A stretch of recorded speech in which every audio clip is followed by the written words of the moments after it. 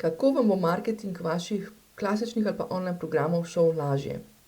Tako, da se vprašate, kaj mi je lahkotno v tem momentu. Ja?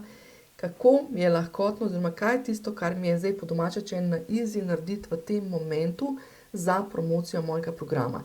Evo, to je vsa skrivnost. V bistvu, kje postane težava, zakaj v bistvu pravzaprav kje se ta lahkotnost zgubi, je to, da smo trenutno v poplavi enih marketinških tehnik, marketinških načinov, kako lahko mi te zadeve delamo. Ja? Zdaj bom dala par primerov, ne. Eni zagovarjajo, dajte delati brezplačne dogodke, pa potem iz tega vam prodajati. Eni vam bojo rekli, delajte reelse, take smešne, ke plešete, pa boste iz tega vam prodajali.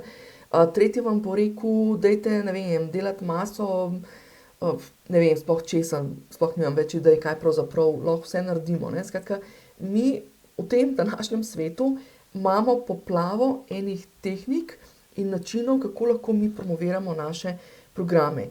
In tam, kjer se izgublja, tam, kjer večina ljudi to narobe razume, je to, da mislijo, da če bojo vzeli eno specifično tehniko, ki je nekomu delovala, bo pa potem to čudežna rešitev tudi za promocijo njegovega programa, ja. Kje rata težava, je to, da drugi ljudje niso kot mi. Mi smo se toliko različni, da v bistvu ena stvar, ki morda deluje za nekoga, za drugega ne bo delovala. Ja, ali pa ne bo delovala toliko dobro.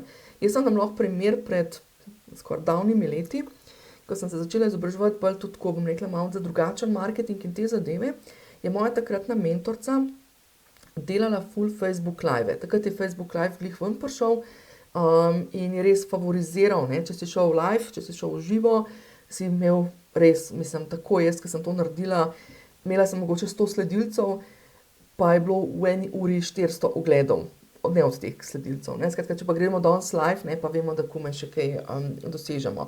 Skratka, njej je to funkcioniralo in je delovalo in je pa rekla, dajte delati live.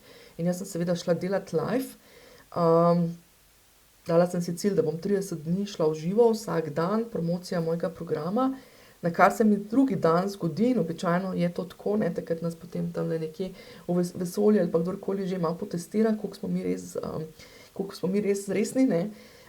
Meni zboli ta mlajša hčerka, takrat je bila stara, mislim, da 3 leta, in veste, kako je to, ne, pač jaz sem pristaš tega, da pač na začetku, ko je otrok bolan, rabi majčkeno bolj več crkljanja pa dotika pa tako naprej, ne pa da ga tamle postavim v en kot pa rečem, zdaj pa počakaj pol ure, ker grem live, ne.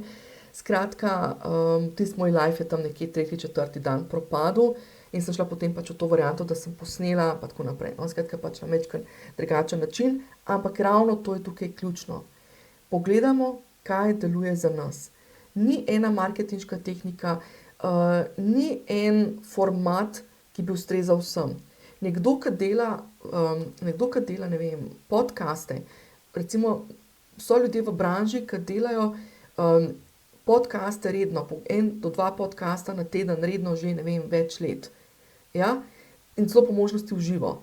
Okej, za njih deluje, ker je najbrž usklajeno z njihovim življenjskim slogom, z njihovim načinom dela, s ciljno skupino, na katero nagovarjajo.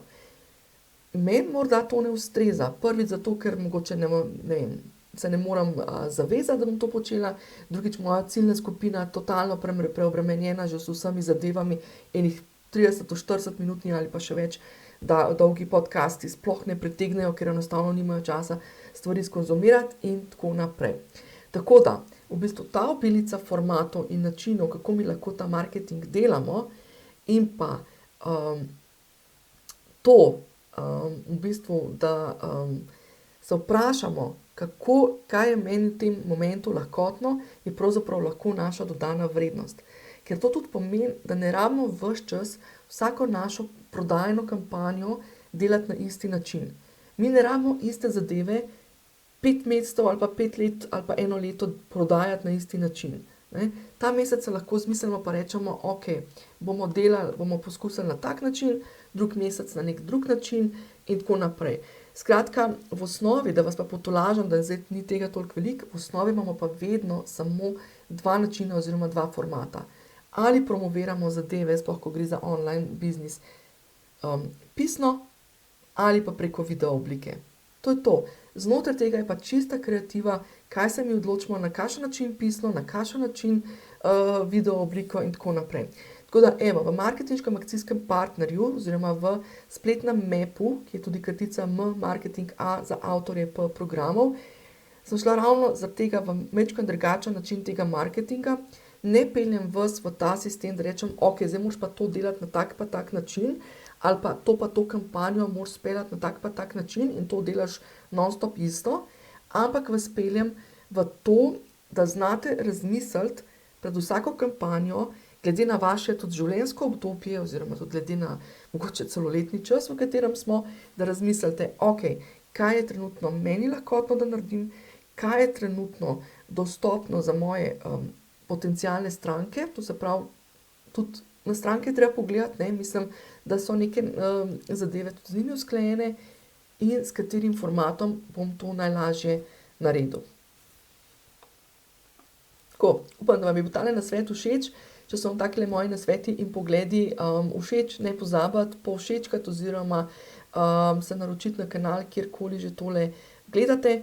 Za samo aktivnost oziroma implementacijo pa seveda sem na voljo v mojih programih.